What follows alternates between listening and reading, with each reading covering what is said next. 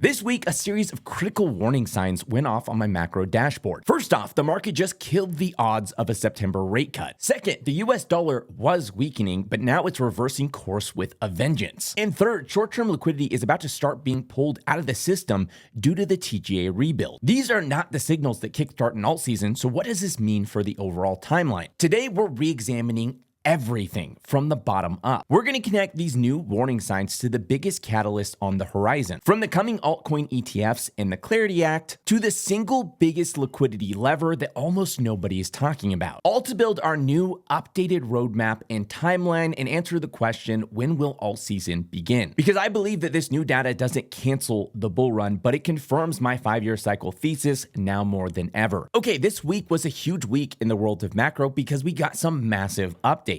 First off, we had the FOMC meeting yesterday where the Fed decided again to not cut rates, which that part really isn't surprising. The expectation was that we would get no cut at this meeting. The huge shift was more in the tone and positioning of that meeting. Despite Trump applying a ridiculous amount of pressure to the Fed to get cuts now, and not just cuts, but like an extreme amount of cuts, Jerome Powell not only showed no signs of backing down, but seemed to be hinting that we might not even get a cut in September. Now, for those of you guys who maybe don't understand the importance of these rate cuts, this is a really, really big deal. To break it down really simply, the more cuts we get, the better that is for your bags, the better that is for liquidity, the better that is for credit, the economy, and everything else in between. And in 2025, the market was pricing in around 2 cuts from the Fed because that's what the Fed said that they were going to do in their dot plot. They suggested that this year there would likely be 2 cuts.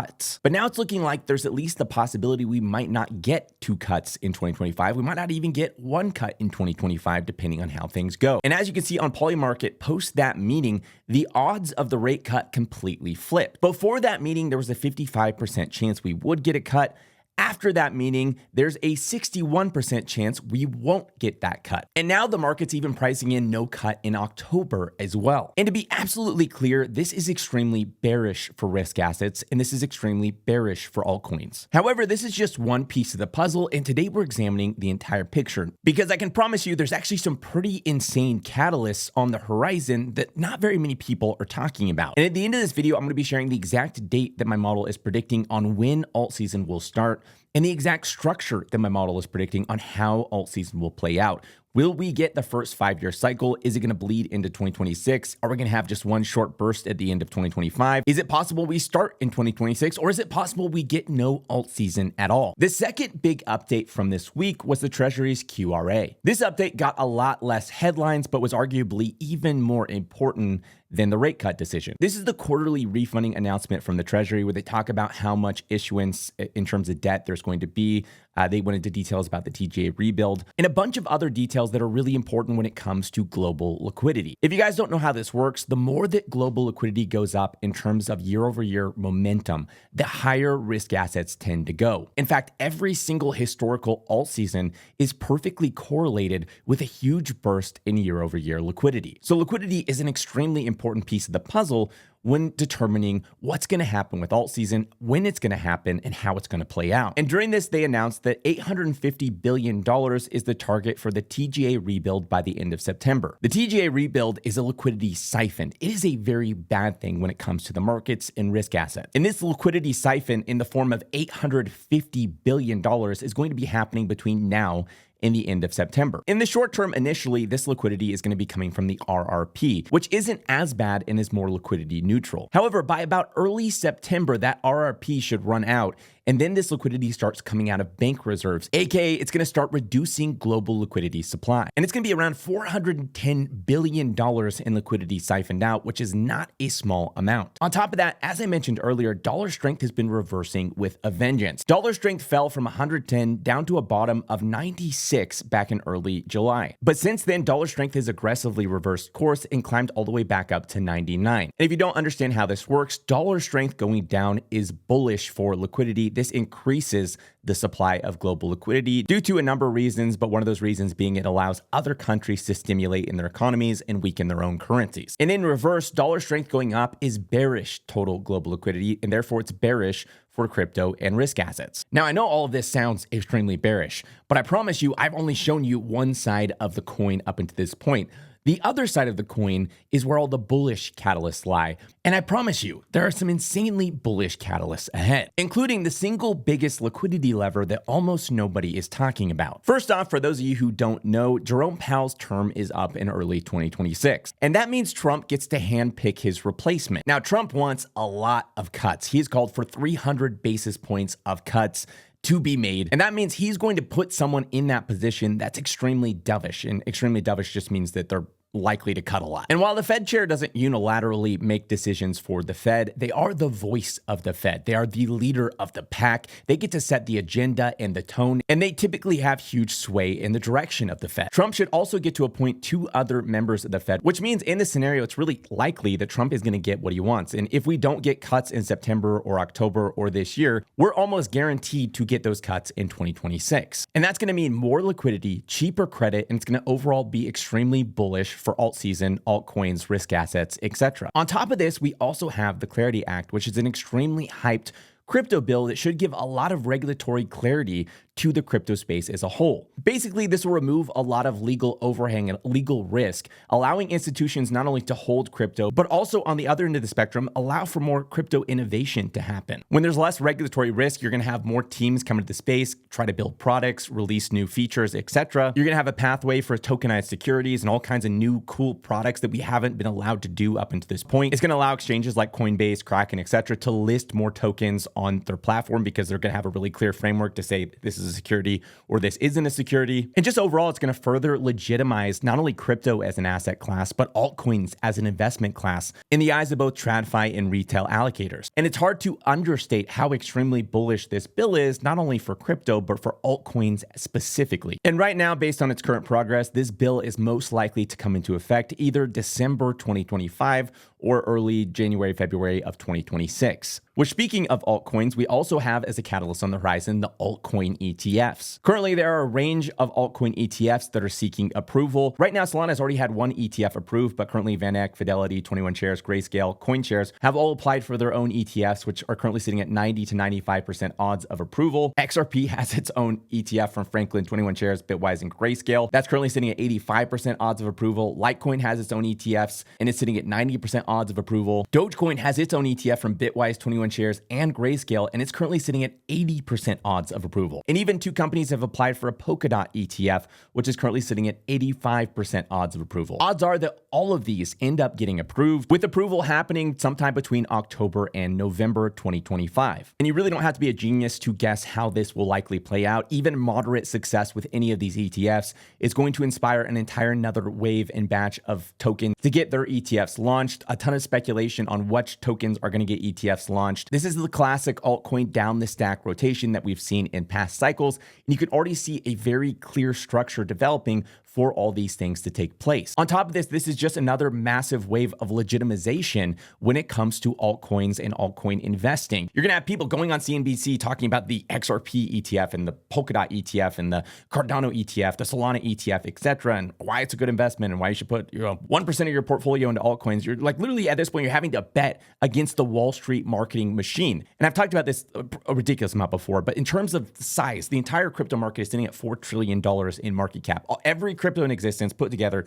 $4 trillion in market cap. That is smaller than the market cap of NVIDIA. And NVIDIA is one single company in the stock market. So the entire market cap of crypto today is smaller than the size of one single company in the traditional stock market. Meaning these TradFi rails into crypto, these like institutional pipes of liquidity into the crypto market have the potential to have an outsized effect. You don't really need a ridiculous amount of like liquidity going up globally for the crypto market cap to go up a ridiculous amount, because today it's just so tiny by institutional standards, and you did not have anywhere close to this institutional adoption rails or anything like this during any previous cycle. This is a brand new thing. These spot ETFs are a brand new thing. And so this new source of liquidity, crypto-specific liquidity, has the potential to have a ridiculous outsized effect on the total market cap of crypto and on especially these really ridiculously tiny altcoins. After that, the next catalyst is we have tax cuts going live in 2026. This is going to be more money in every paycheck for Americans, around $450 billion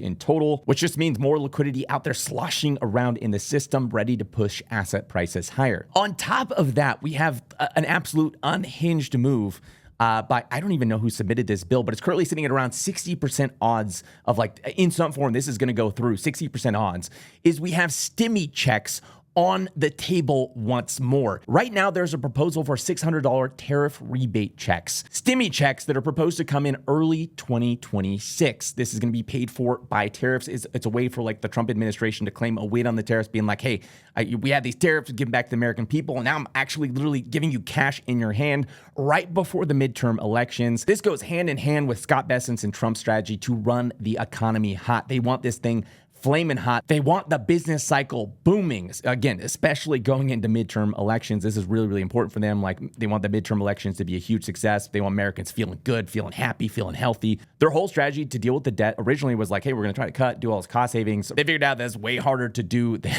than it seems. And now their strategy is to grow out of the debt. And the way to grow out of the debt is you got to get things cooking. You got to get businesses growing. You got to get revenue coming in. You got to get the economy going crazy. And $600 stimmy checks would be like a grandmaster S-tier politician move, and that it makes everyone happy. You're getting everyone to support the tariffs. You're offsetting some of the tariff drag that comes with these increased tariffs, as well as you're getting the economy booming. And we know what happens when retail gets stimmy checks. Okay, we have lived this before back in 2021.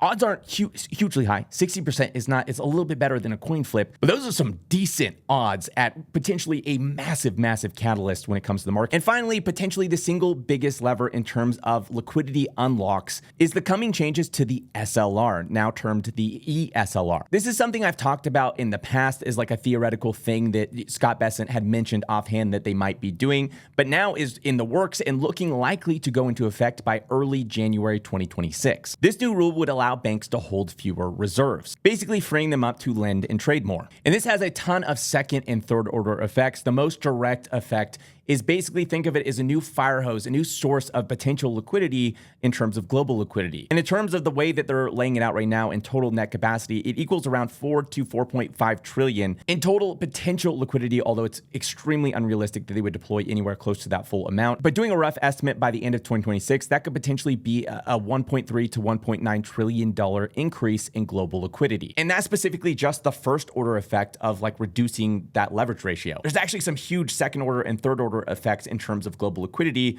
with some of the other things that come from this rule proposal change. First off, banks can now lend more, and that frees up credit, cheapens credit, allowing more people to take on debt. More people taking out debt is a form of money creation, and that's an increase in total global liquidity. Secondly, you'll see a drop in repo rates, and same thing, that frees up more credit for big institutions, which means more debt, which means more money creation. Third, and one of the major reasons that the Bessent and Trump are doing this, is it's going to mean banks are now able to buy a lot more treasuries, which should translate into lower rates for things like mortgages, etc. Again, cheaper credit, more people taking out loans, more debt, more money creation, global liquidity going up. Finally, it should also translate into a weaker dollar. Since you're having more demand for treasuries from US banks, you're having less foreign buyers who are buying those treasuries, which means less foreign buyers holding cash. And you're having people doing carry trades that are actively selling dollars. And of course, dollar strength going down means that other countries are able to stimulate more because they're able to weaken their currencies against the US dollar, which means global liquidity goes up. With all that being said, you're probably wondering where the current Altseason odds stand on when Altseason should start and how Altseason is going to look. And to formulate these odds, I took all of these different elements together and a lot more data behind the scenes. I ran them through my model, and my model is the one that spit out a probability for when Altseason would start and a probability for the structure of how Altseason would play out. And as of right now, given the full picture, the probability is that Altseason starts between October and December 2025, currently sitting at 42% odds, with second up being February, April 2026, sitting at 30% odds. With some of you guys in crypto who are used to the 4-year cycle, that might seem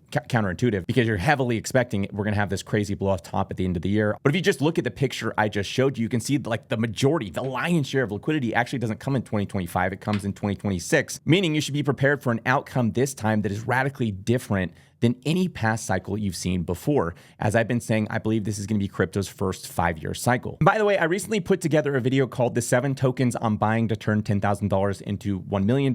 It's 7 extremely tiny, extremely high risk, high reward tokens that I put $10,000 into, hoping to ride this alt season wave all the way up to $1 million.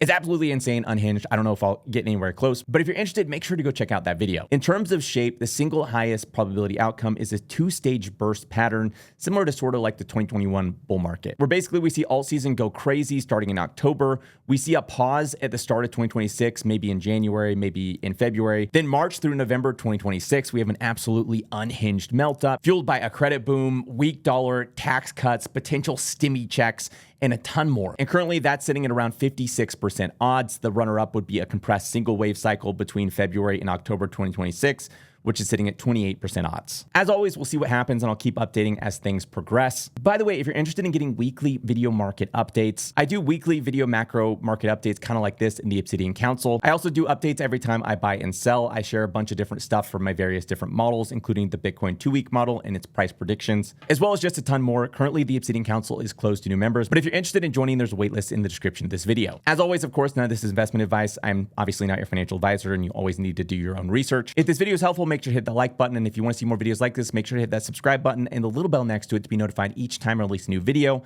Thanks for watching and I'll see you next week.